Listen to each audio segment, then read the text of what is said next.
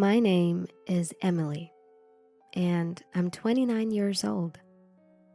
I've been married to my husband for 2 years, and I've recently become a full-time homemaker after experiencing childbirth for the first time. Despite the struggles I faced due to postpartum, the cuteness of my angelic son makes all my fatigue vanish. I can't help but gush. He has pure, adorable eyes. I bet he'll grow up to be a handsome boy. I'm already head over heels as a proud mother. However, despite my happiness, I have a problem. It's the presence of my mother-in-law, who visits us almost daily. My in-laws live about a 30-minute walk away. My mother-in-law started coming over to support me postpartum as a substitute for my busy husband and my parents who live far away. Although her help would normally be appreciated, she does little to actually assist me. Instead, she just lounges on the sofa, watching her Korean soap opera DVDs that she brings along. She's more of a burden than a help, expecting me to serve her tea and fetch her tissues. She was the one who offered to help, but what is she here for exactly? I have tried telling her, "I'm fine, you can go home," but I ended up getting an earful from my husband later that night. Undoubtedly, my mother-in-law complained to him about being sent away. Even though I asked him to stop because our son was crying, my husband still snapped at me. He is a real mama's boy. I wish I could go back in time and punch my past self for not noticing this before we got married. He insists that I replicate his mother's recipes and even tries to make me dress more like her. No matter what I say, my husband worships his mother as if she's a goddess. However, I continued to discuss the matter with my husband. "We don't need to rely on your mom. It would help so much if you could just help me out a little." "What? I work all day and I'm exhausted. Besides, I bet the baby is happier when you take care of him." Even when I'm talking to him, his eyes are always glued to the TV or his phone, showing no sign of being engaged in the conversation. Does he not care about our son? I'm just as exhausted as he is. With my eyes bloodshot from lack of sleep, fatigue, and stress, I glare at him. "Don't you dare complain to my dad. He's also busy and won't tolerate any unnecessary drama." For a moment, he turned his gaze to me, and my husband spoke as if to warn me. My father-in-law is nearing retirement, but still works a lot. I know he is busy. However, it would be a great comfort if he, who treats me like his daughter, could say something to my husband or mother-in-law. As I recall my conversations with my husband, my mother-in-law's inconsiderate voice snaps me back to reality. "Emily, the baby is fussing. Hurry up and soothe him down. It's the fun part of the drama now," she calls, not taking her eyes off of the TV screen. I stop folding the laundry to attend to my son. As I pass the back of my engrossed mother-in-law, I stick my tongue out at her in my mind. Being worn out from children and sleep deprivation, her presence, doing nothing but hanging around, has become a major source of stress for me. However, it has nothing to do with my son. If my husband is not willing to help, then I am the only one left for my son. Well, I should get going, She finally says when the clock strikes 5. She quickly gets up from the sofa, uses my dressing table as if it's her own, fixes her makeup perfectly, and goes out into the twilight city. Apparently, she is taking dance classes for her health and to maintain her beauty. From the time we met to discuss our wedding, she would brag, saying, I used to be a model, so it's a habit for me to stay presentable. "Thanks to that, people always think I'm younger than I actually am. It's a pain." She is 58, but admittedly, she does look younger than her age. That being said, if she's going to classes this late, she should just go during the day, instead of wasting time at my house. Grandma doesn't do anything, does she? As I spoke to my son in my arms, he was soundly asleep, gently breathing. An hour later, the doorbell rang. It was my father-in-law. Having been thoroughly tired of my mother-in-law's behavior for days on end, I ignored my husband's advice and had been secretly discussing the matter with my father-in-law over the phone.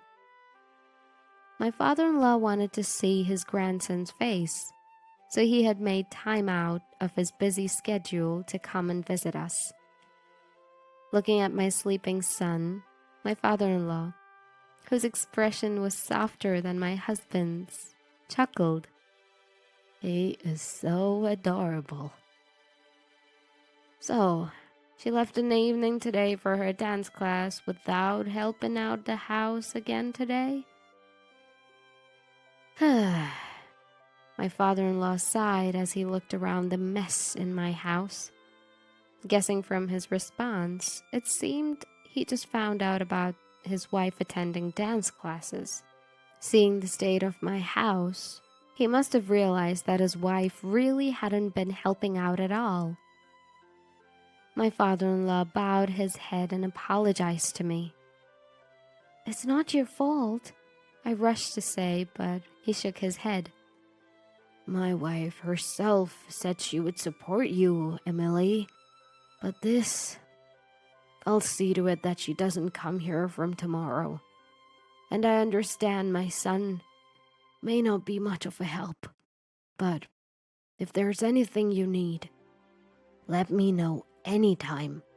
"Thank you so much," I responded gratefully. It seemed that my father-in-law was also worried about my husband's lack of interest in housework and childcare. For the first time in a long time, I felt the touch of kindness, and it brought tears to my eyes. About 3 months have passed since my father-in-law started visiting us. Thanks to him, my mother-in-law had stopped coming to our house. My mood has been brighter ever since. I never knew I could feel this relieved just by her not coming. My son has even been able to hold up his hand now, and I've been able to spare a little more time for housework. Oh, it's a mess again. I sighed as I spotted the state of my half-open husband's room. Dirty shirts and socks were scattered all over the floor. I threw them in the laundry basket and decided to sweep the floor while I was at it. As I shoved the cleaning tool under the bed, I felt something was off. Did I hit something? As I maneuvered the cleaning tool, a clear file slid out with the bank book inside. "Gosh, he's such a slob," I muttered.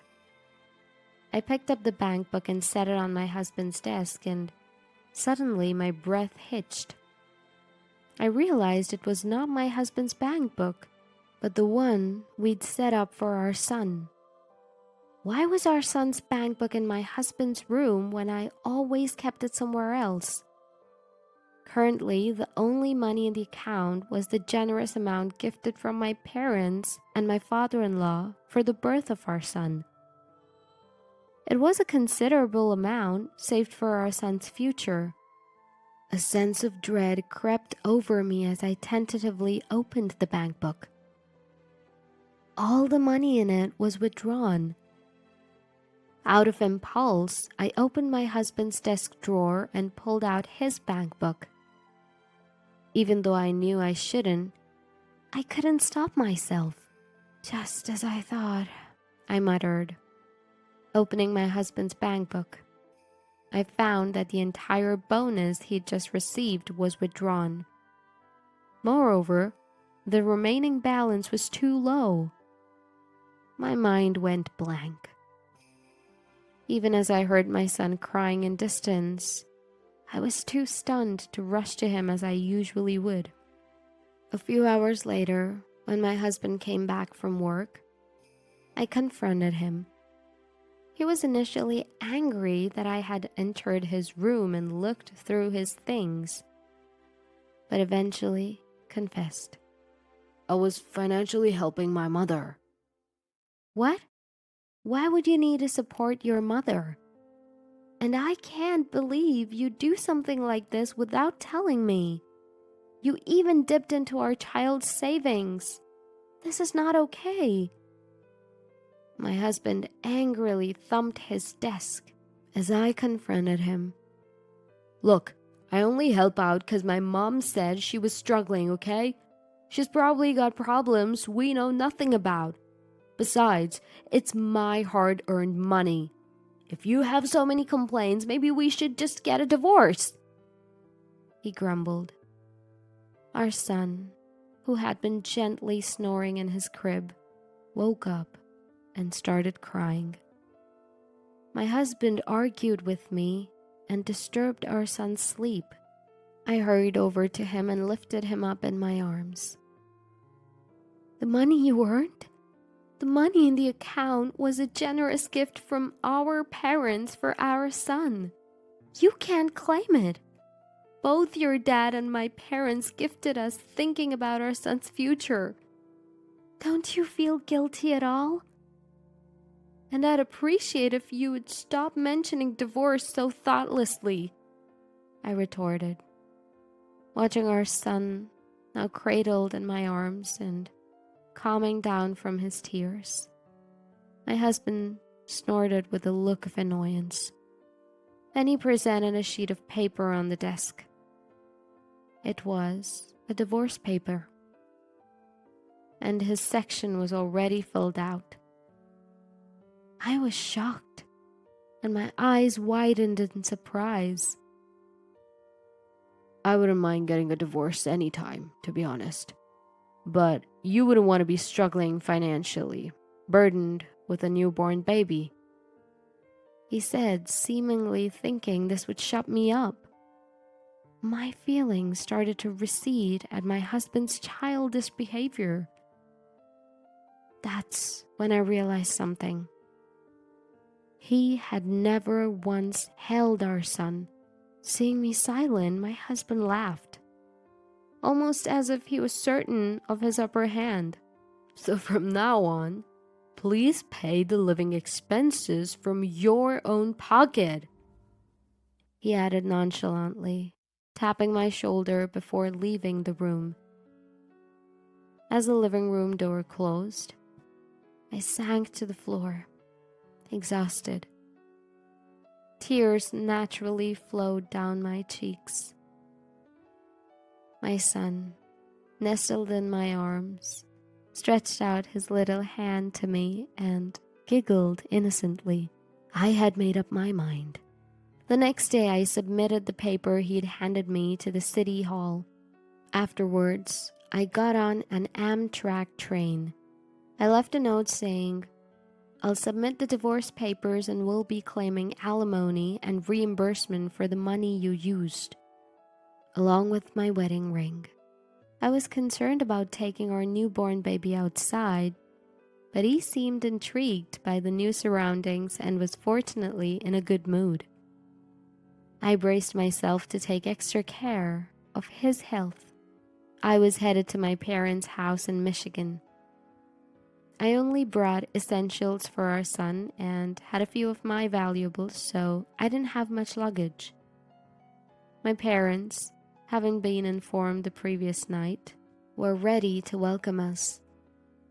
After hearing my husband and his mother's actions, they were enraged, but they smiled kindly and suggested that I help them with their family business and raise my son here. My parents ran a fruit farm. It was a tough job, but I had helped out since I was a kid and had some experience and knowledge. I began to think that it might not be so bad. The next day, while I was enjoying a rare moment of relaxation, my phone rang. It was my mother-in-law. Reluctantly, I answered the call. "Emily, what the hell is this about?" The moment I put the phone to my ear, a shrill scream pierced through. Somewhat irked, I replied, "Who are you?" "Huh?" Taken aback by my nonchalant response, my mother-in-law stuttered. Feigning recollection, I exaggeratedly said, "Oh, is it you, mother-in-law? I'd completely forgotten about you since I've already divorced your son." My somewhat light-hearted reply seemed to shake her. "Emily, do you realize what you've done? Acting so selfishly." I assumed my husband had to run to her, not expecting me to really go through with the divorce. It made sense that she was panicked enough to call. Selfish? I think the problem lies with your son, who presented me with a signed divorce agreement as a threat. Though it worked out just fine for me, I responded calmly. She didn't seem to understand. "I'll forgive you for this. Get to married to my son. He's so upset, he's crying right now." I wondered if he was still by her side. The image of my husband watching me talk on the phone with my mother-in-law, tears welling up in his eyes, sent a chill down my spine. At the same time, I was utterly speechless at his determination to somehow get his mother to intervene. Enough is enough. I don't need a mama's boy for a husband, or a mother-in-law who spends her night in male strip clubs. "Huh?" My mother-in-law choked on her words from the other end of the phone. "How do you know that?" It was clear she reacted to the mention of the gentleman's club. This happened last night. After my husband left the living room, I pulled out my phone. One call was to my parents to tell them I planned on divorce and coming home. The other was to my father-in-law, to whom I owe gratitude and an apology, to explain the situation. That's when my father-in-law revealed everything to me. The reason mother-in-law had been practically living at our house was to visit a male strip club that opened at 6 p.m. There were various reasons she stayed at our place during the day, the first being our house was closer to the club than hers. Plus, by spending her days at our house, she could avoid chores at her own place. She also used me and our son as excuses to get back late. All this worked in my mother-in-law's favor. Apparently, she had taken quite a fancy to one of the dancers at the club and had been spending a lot on him. It was hard to believe that my mother-in-law, who had always been a homemaker, had any money of her own.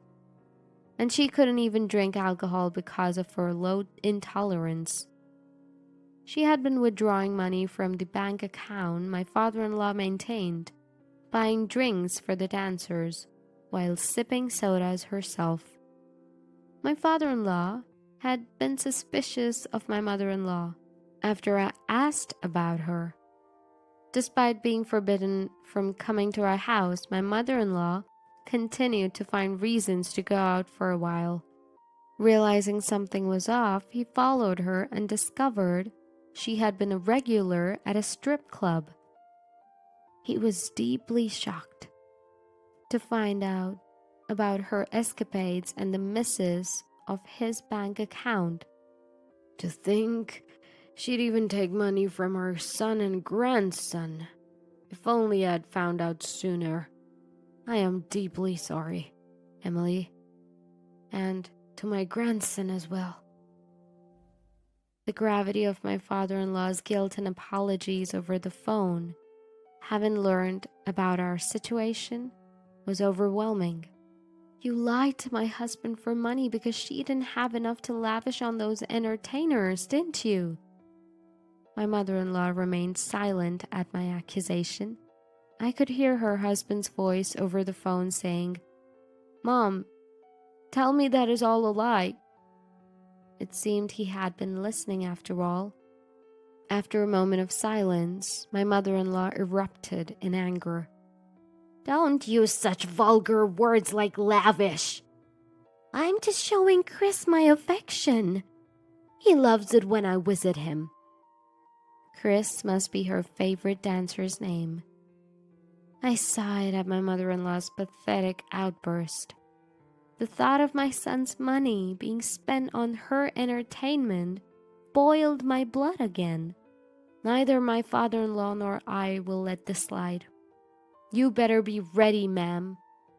I ended the call and switched off my phone. A few days later, I received a call from my husband who made a sincere apology about the misuse of money and his mother's actions.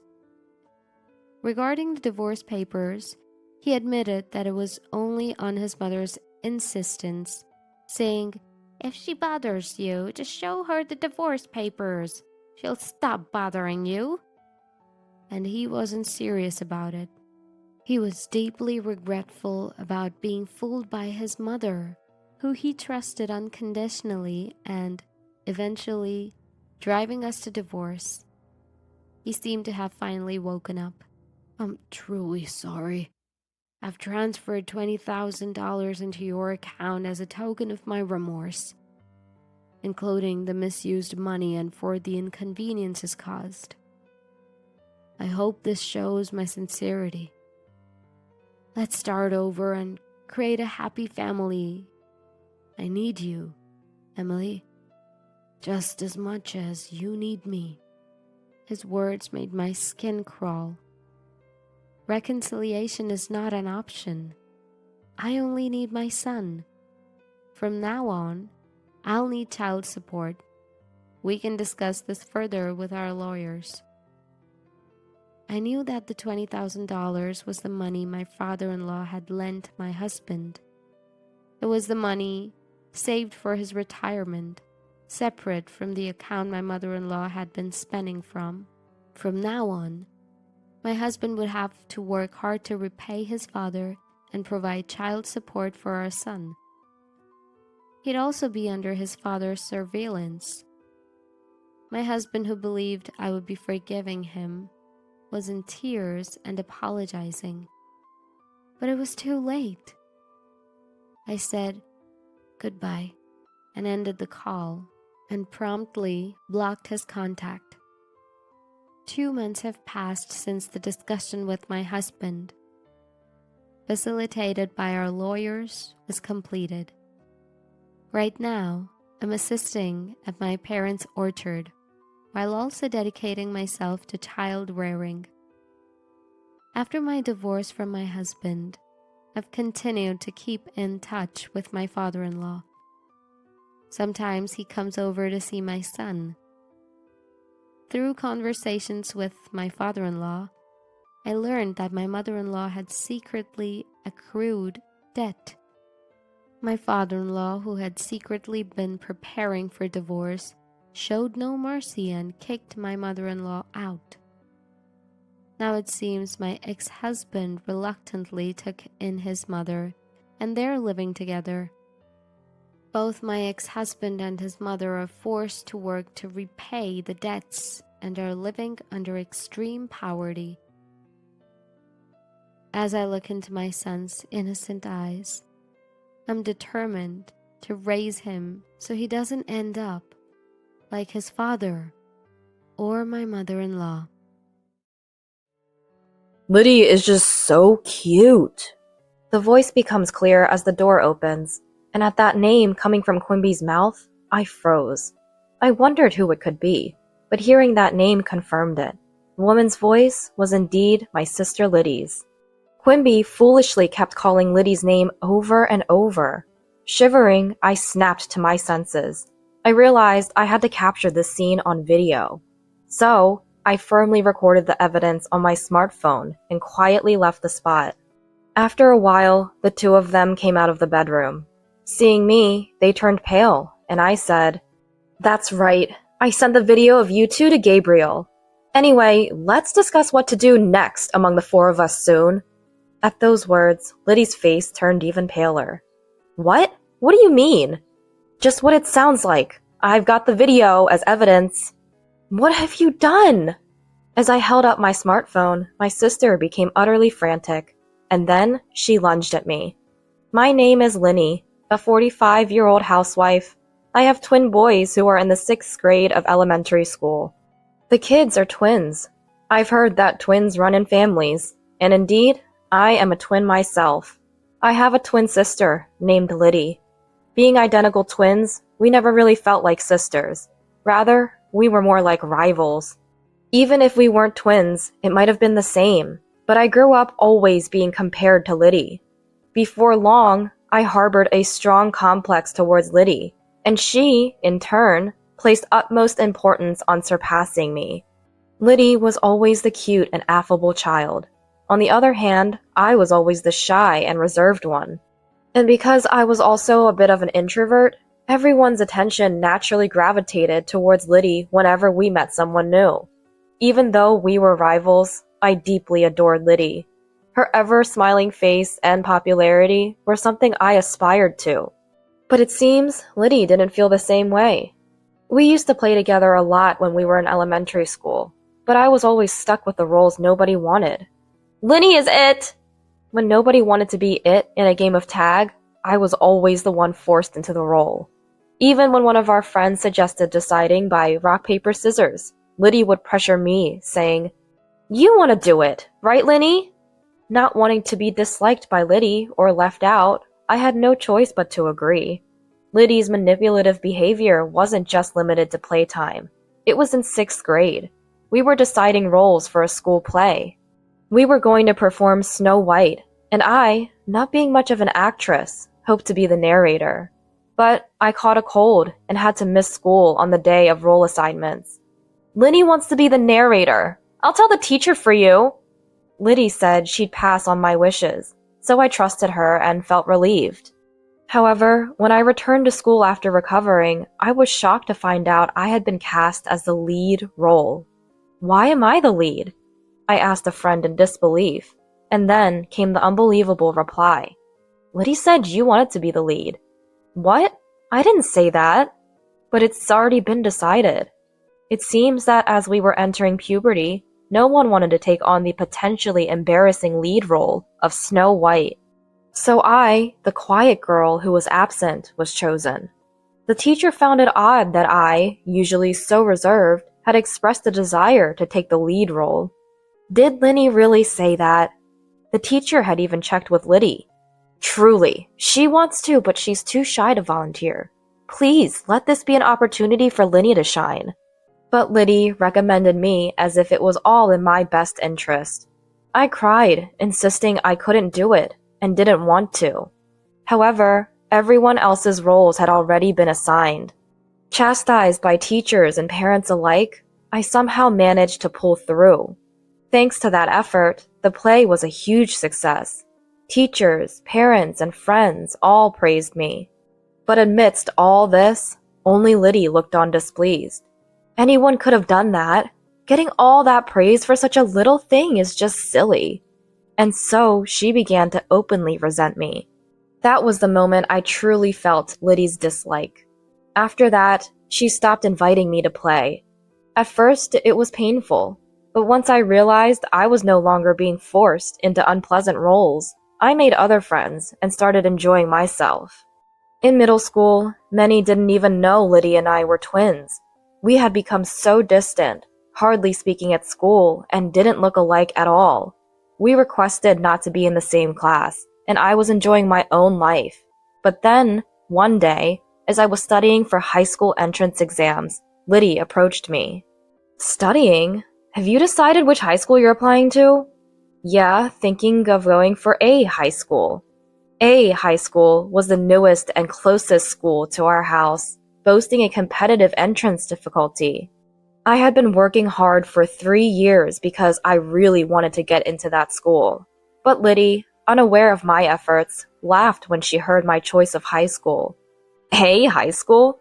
You've got to be kidding, right? Why don't you just go to B high school with me? It sounds like you wouldn't even need to study much for that. Liddy always managed to bend me to her will, but I didn't want her dictating my choice of high school too. For the first time, I stood up to her. I've decided to go to A high school. You don't know if it's impossible for me. If you don't want to study, that's fine, but don't get in my way. I turned away from her and went back to my textbook. What? That tone to your older sister? Angered by my response, Liddy grabbed my textbook and threw it on the floor. What are you doing? Even if you study, it's a waste, you know. You're destined to be my slave and go to B high school together. That day, we ended up in a physical fight. Our parents came running when they heard the commotion and pulled us apart. But by then, my textbook was torn to pieces. But more than that, my heart was shattered by hearing Liddy's true feelings about me. To Liddy, I was just a convenient target for all the unpleasant things. Realizing that Liddy saw me as her slave was a clear awakening, but I didn't give up on studying. Fortunately, my parents contacted the school for me, and I got a new textbook. With my parents' support, Liddy no longer interfered with my studies, and I was able to dedicate myself to them and successfully got into my chosen school. As she had initially declared, Liddy barely studied for the exams and went on to B high school. Thus, we went to different high schools, pursued our education at different universities, and eventually started our careers. As an adult, I began living on my own. And that's when I met a man. He was my husband, Quimby. Quimby and I were hired at the same time and felt a closeness because we were from the same area.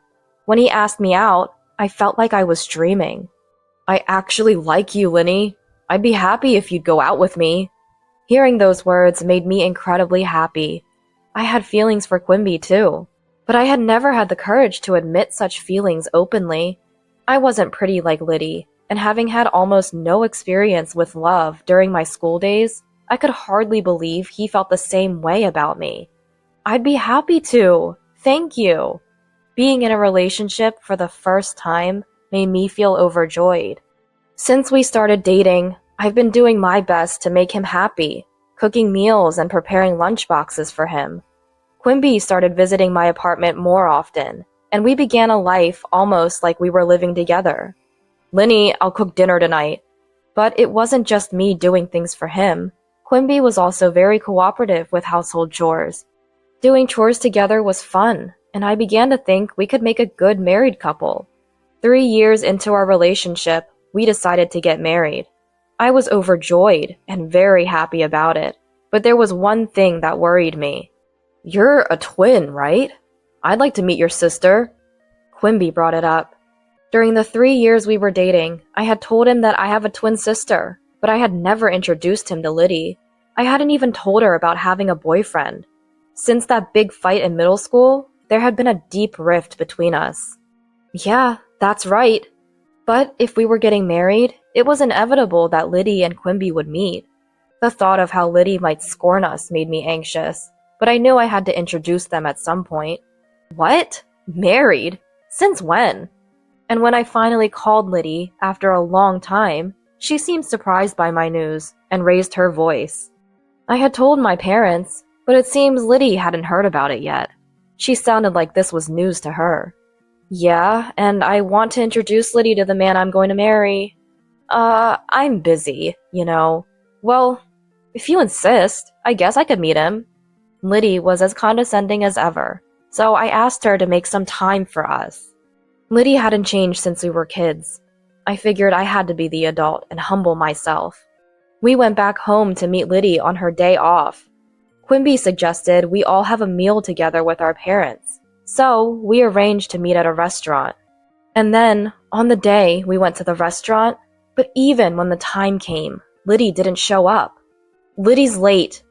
I thought she said she'd be on time. Sorry, Quimby. Don't worry about it. She'll show up eventually. Let's just wait a bit longer. Both my parents and I felt bad for keeping Quimby waiting.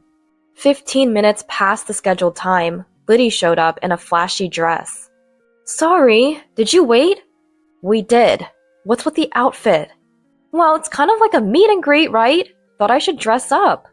I couldn't help but be exasperated by her. Not just me, but our parents just gave a wry smile. If she knew it was a meet and greet, I wish she hadn't been late without even messaging. Especially not for the sake of getting dressed up. Seemed immature for an adult. But wanting to keep the peace, I swallowed my words. We introduced Liddy and Quimby to each other. Wow, Linny, you've snagged a good-looking one. Working at the same place means he must be earning well. Liddy made several rude remarks to Quimby on their first meeting. What do you do in your free time? With Linny? No, before you started dating Linny. She grilled Quimby like it was a speed dating session. Despite our parents' attempts to stop her, Liddy kept going, saying, It's fine, I want to know what kind of man Linny's husband will be. Quimby was gracious, saying, Don't worry about it, and entertained Liddy throughout. By the end of the meal, I was exhausted and sighing. However, it didn't end there. Liddy's quite the character, huh? Opposite of Linny. I always say we're the least alike twins ever. When I responded with a forced smile, Quimby said, Maybe you should take a leaf out of Liddy's book. She's always smiling, good at conversation, and cute. If I'd met her first. I was shocked at what he meant. I had told him about my discomfort with Liddy. To hear him say this, knowing that, was deeply shocking. Why don't you marry Liddy then? She even said you were handsome. When I snapped back like that, he hurriedly apologized.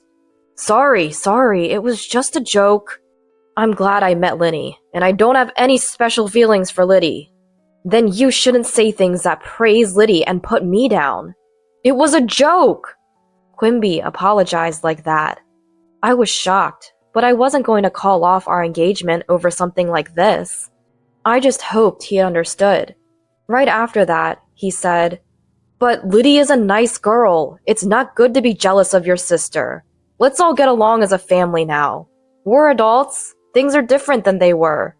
I had my reservations, but I knew our parents wanted Linny and me to get along, but I wanted Quimby to be on my side. Why was he trying to bring me and Liddy closer? But it's not like we'd be interacting much anyway. Arguing seemed too troublesome, so I just nodded along to Quimby's words. A few days later, I got a message from Liddy. Isn't Quimby too good for you? Should I take him off your hands? I was chilled by her message. What are you talking about? I replied instinctively, and she called immediately. Just what I said. It's unbelievable someone as dull as Linny would get married before me. Liddy insulted me over the phone and laughed. He's high-earning and well-educated. Why not hand him over to me? We're twins. We've always shared everything. Don't say stupid things. I yelled back at Liddy. I couldn't stand Quimby being treated like an object, nor the notion that we had always shared everything. That's ridiculous. I was always just someone for Liddy to dump the things she didn't want on. That night, I told Quimby about this, warning him to be careful around Liddy. But Quimby seemed to take it lightly, laughing off my words. It's nice to be liked that much. Don't worry, Liddy's not serious. It's not funny. You don't know what Liddy might do. Do you doubt my feelings? It's okay because I said it's okay. Despite him being such a wonderful person, I felt like Quimby had changed after meeting Liddy. Quimby would affirm everything when it came to Liddy, just because she's my sister. Other than that, He was the same wonderful partner as always, but I was dissatisfied with how he changed whenever Liddy was involved. "Don't worry so much." But as Quimby said, if he himself didn't sway, there was nothing Liddy could do. Feeling unsettled by her words was proof I hadn't fully trusted Quimby. So, I was admonished. Indeed, he was right. I decided to trust Quimby and ignore Liddy's words. Even afterward, Liddy sent me spiteful messages, but I never replied. Fortunately, Liddy didn't interfere with us, and I prayed we could become wonderful sisters while leading a happy married life. Years went by. After I turned 40, my parents told me that Liddy had gotten married. By then, I had blocked her and wasn't in contact. Although we occasionally saw each other at our parents' home, Liddy would insult me. Being nearly 40 and still unmarried, Liddy had become resentful towards me, and it seemed she was avoiding me as well. I thought Liddy, being quite picky, wouldn't marry, but I was genuinely glad for her when I heard she had found someone. I realized how terrible I had been when Liddy got married, only after I got married myself. Moreover, through my parents, Liddy apologized to me. After that, we started communicating again. Indeed, Liddy had changed, becoming much calmer than before. It was as if she had returned to the Liddy I once loved. I never thought the day would come when Liddy and I could laugh together again, so I was very happy. Liddy even introduced me to her husband. He was about 5 years our senior, named Gabriel. He seemed to care for Liddy deeply, which reassured me. Having both married, Liddy and I became closer. Our parents were very happy to see us getting along. I wanted to make up for the time we had spent apart. Then, a few years later, something happened. I became ill at work and had to leave early. I wanted to inform Quimby, but he was out on business, so I left a message with a colleague. I went straight home. Upon entering the house, I immediately sensed something was off. It felt like there was someone inside, even though the house was supposed to be empty. Could it be a burglar? That thought flashed through my mind as I quietly entered. Listening closely, I could hear noises and voices coming from the bedroom. As I stood silently in front of the bedroom, I recognized Quimby's voice coming from inside, but I couldn't bring myself to speak up. The nature of his voice drained the blood from my face. It was unmistakably the sound of an intimate moment. The creaking of the bed confirmed my fears. I didn't need to see inside to know what was happening, and my hands trembled. However, if Quimby was cheating, I had to catch him in the act. With that thought, I carefully opened the door with my smartphone in hand, ready to record. What I saw inside the bedroom was even more shocking. "Liddy is really cute, isn't she?" The voice became clearer as the door opened. Hearing Quimby say her name, I froze. Now that he mentioned it, the female's voice was indeed Liddy's. Quimby kept foolishly repeating Liddy's name. Trembling, I recorded the scene and quietly left. I sat in the dining area in shock for a while. I was supposed to be home early due to feeling unwell, but that shock made me forget my illness. Staring blankly at my phone, I just waited for this nightmare to end. Then, a few minutes later, the bedroom door opened. "I'll head back to work now, so lock up," said a voice. "Okay. It'd be nice if we could live together soon." Hearing this, I hurriedly stood up. Noticing the noise, Quimby and Liddy saw me in the hallway. "Linny, why are you here?" Quimby exclaimed, turning pale. "Why? This is my house, right? But why is Liddy here? Aren't you both supposed to be at work?" Liddy looked away for a moment, but then smirked defiantly. "Why do you think? You wanted it from my own mouth, didn't you?" "Liddy!" Quimby tried to stop her, but Liddy wouldn't be silenced. "I've always hated how you look down on me. Happiness and Quimby don't suit you. I'll take everything." With that, Liddy declared. I just smiled at her words. "Is that so? Then I'll give you Quimby." "Linny, but don't think you can take my happiness." Liddy seemed annoyed by my retort, glaring at me. To that, I continued, addressing her directly. Yeah, I sent the video to Gabriel. Let's discuss this as a group of 4 sometime soon. Liddy's face turned pale instantly. What do you mean? Just what I said. If you want Quimby, Gabriel should know about this, shouldn't he? What have you done? Liddy lunged at me. Liddy, calm down! How can I calm down? Quimby tried to stop her, but Liddy was beyond reason. Just then, the smartphone inside Liddy's bag rang. At that sound, Liddy froze in place. Looks like Gabriel's calling, isn't it? Liddy, pale-faced, hesitantly looked at her bag, but there was no sign of her answering the call. In the silent room, only the sound of the phone echoed. After a while, it stopped ringing, and then my phone rang. See? Since Liddy didn't answer, now he's calling me. Linny, I'm truly sorry. Please forgive Liddy. Can you somehow cover for her with Gabriel? If not, Liddy will lose everything. Quimby started making statements as if to protect Liddy. Liddy, standing next to him, began to sob bitterly, as if she were the tragic heroine. What Quimby said made sense. Actually, Gabriel is not only Liddy's husband, but also the president of the company where she works. If Gabriel learns about Liddy's infidelity, divorce talks might start, and she might not be able to continue working at his company, especially now, during work hours. There's no room for sympathy, though it seems harsh. She did this knowing full well she could lose everything? I can't possibly cover for her. I said that. That's too harsh. Quimby, as usual, tried to defend Liddy. His words infuriated me, and I glared at Quimby. Worried about her? Thinking Liddy is the only one who's going to lose her family and job is a huge mistake. At my shout, Quimby flinched, then started sweating profusely. It was as if he suddenly came to his senses, starting to break out in a cold sweat. He must have understood the meaning of my words. Just so you know, I've also sent the video to the company's main email address, including your department and name. What have you done? By then, Gabriel's call had ended. Quimby and Liddy stood frozen, with a look of despair. After kicking them out, I called Gabriel. Sorry to disturb you at work. It's about the video, right? Yes. It involves Quimby, doesn't it? Yes. I replied to Gabriel's gentle voice. I'm sorry for asking this of you. He said that. Actually, Gabriel had consulted me because he felt something was off with Liddy. It might have been plausible for the old Liddy, but the current Liddy truly loved Gabriel. I didn't think she would cheat, and I had conveyed as much to Gabriel.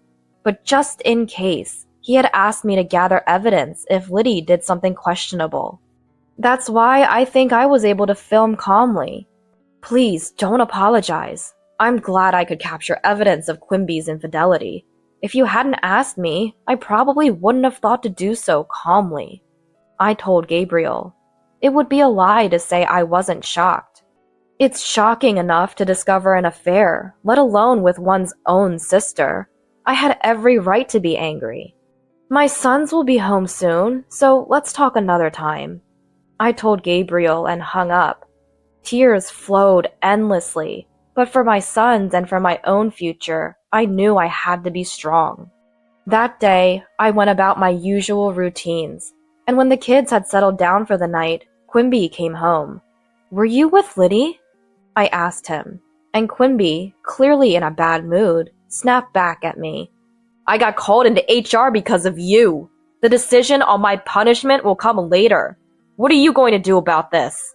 The way Quimby turned the blame on me, making me out to be the villain despite his actions, made me almost laugh. Crying over such a man was a waste of time. There's nothing to be done. Do as you please. You understand the situation, right? If we divorce, I'm taking the kids. Still want a divorce? His attempt to use our sons as leverage was pathetic, and I told him so. What are you talking about? You think you'll get custody after likely losing your job? Divorce is a foregone conclusion. Stop being ridiculous. Quimby had nothing to say. Of course. Getting caught in adultery during work hours? Dismissal seemed inevitable. Was he still so clueless about the gravity of his actions? If that's the case, then he's incredibly foolish. I'll be leaving tomorrow. Wait a minute. Can't we consider starting over? Can't you forgive just one affair? Quimby, now taking a submissive stance, began apologizing to the assertive me. One time? I asked back. According to Gabriel, Liddy's behavior had been odd for several months. Given Gabriel's job involves mostly being out for sales, there's a good chance she might have been returning home like this. Just one? Quimby responded weakly to my question, his eyes darting around. From the lack of confidence in his answer, it was clear it wasn't just once. It felt ridiculous to pursue it any further, so I dropped the subject. The next day, I told my sons about Quimby's infidelity. They are in 6th grade now, old enough to understand that hurting and betraying others is wrong. I apologized for having such a conversation at this sensitive time in their lives, and they said they wanted to talk it over alone and went to their room. After just a few minutes, they came out with their bags packed and said, "We're on your side, Mom."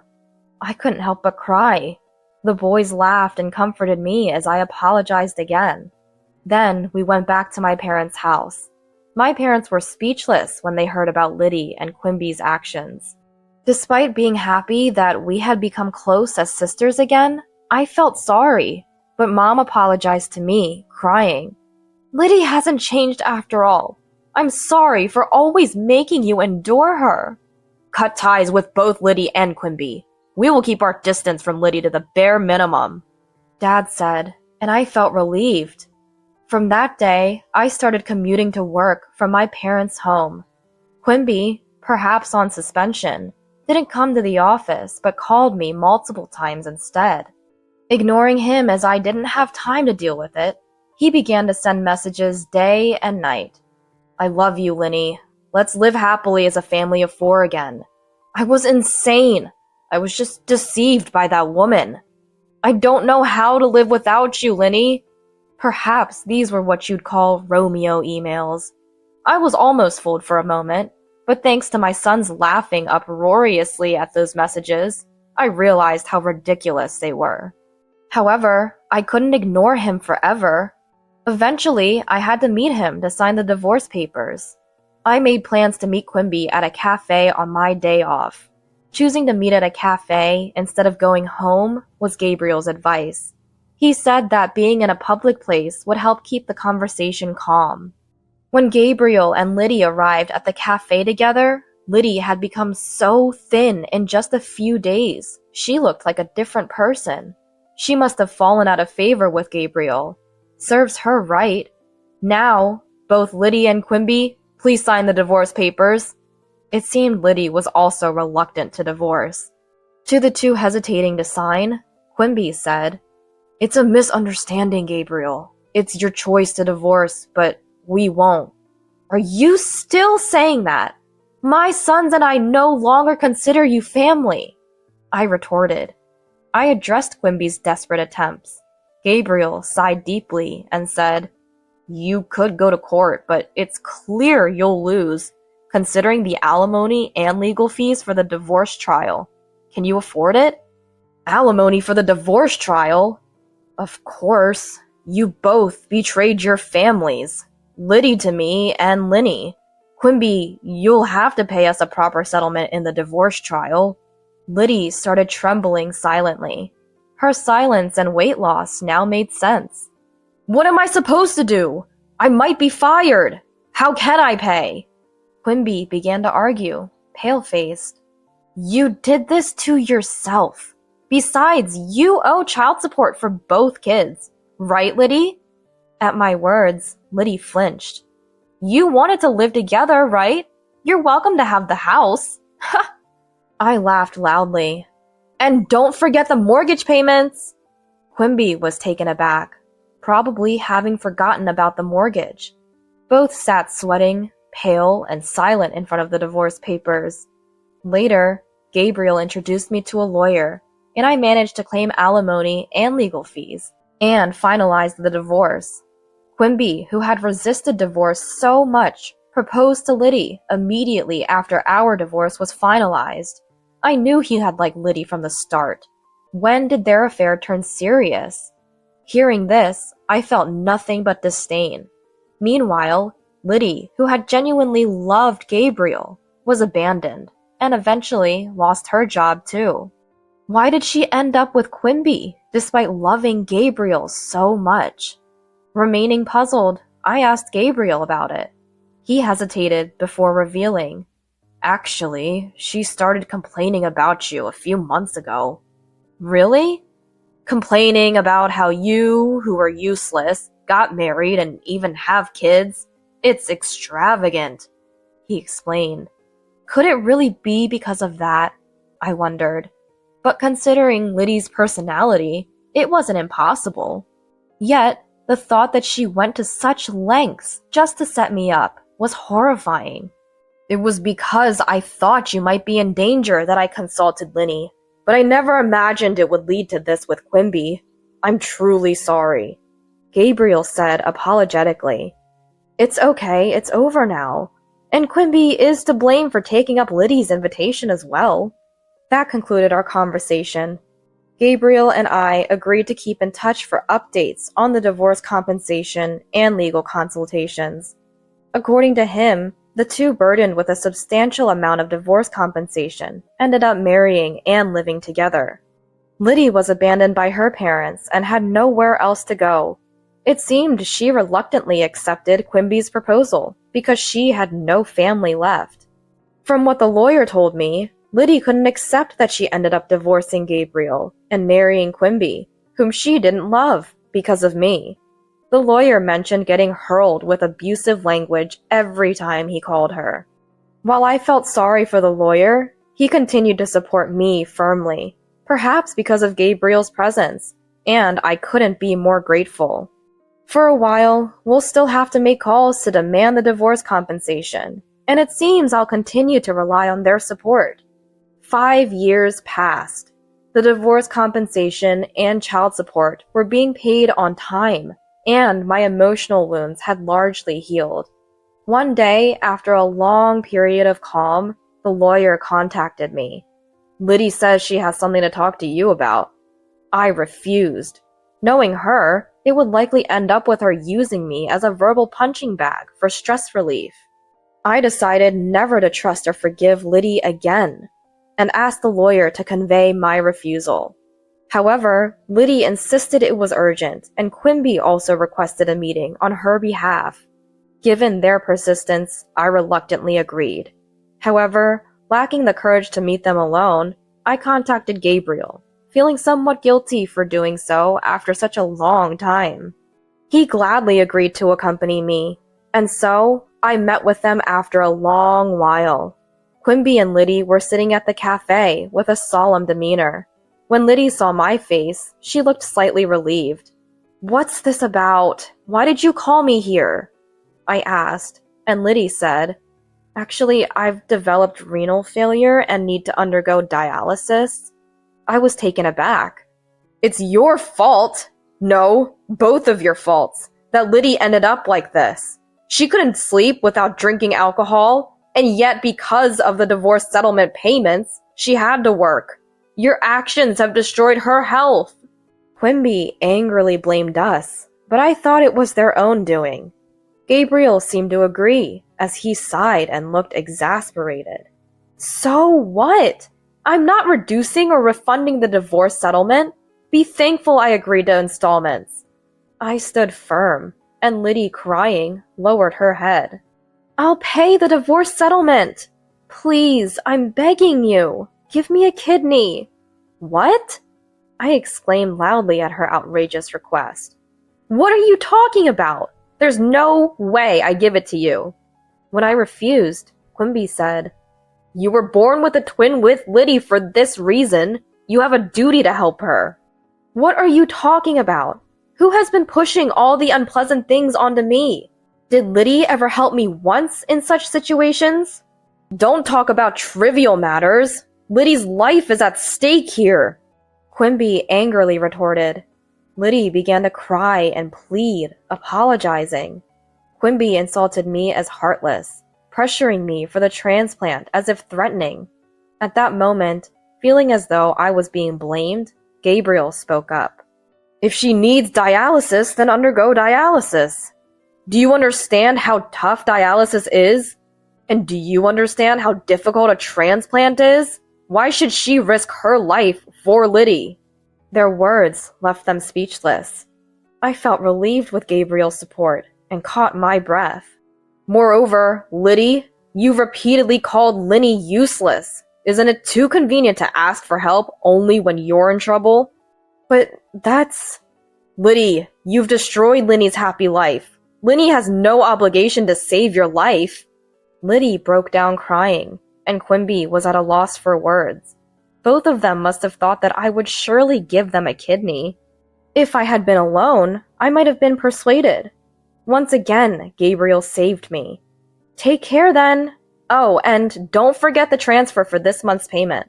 With that, I got up and left. Whether I'm called heartless or a devil, I cannot forgive them both. I don't know what kind of life they will lead from now on, but I hope they never forget what they did and reflect on it. It seems Quimby and Liddy were both working part-time to make ends meet, but now that Liddy can no longer work properly, their financial situation is dire. But that's their karma. Everything is the result of their actions. Their atonement won't end until they've paid the compensation ordered in the divorce settlement. I continue to live happily with my parents and sons. My parents no longer even mention Liddy's name. However, it seems they are happy to see the twins getting along well. It's comforting to see a bond between my sons that Liddy and I never had. I continue to keep in touch with Gabriel frequently. He's a genuinely good person, always thoughtful and considerate. It appears he has developed feelings for me, but I'm not ready to reciprocate them at this time. I don't want to cause any more upset for my sons. But in a few years, when they come of age, I hope to have the chance to think about my own happiness again.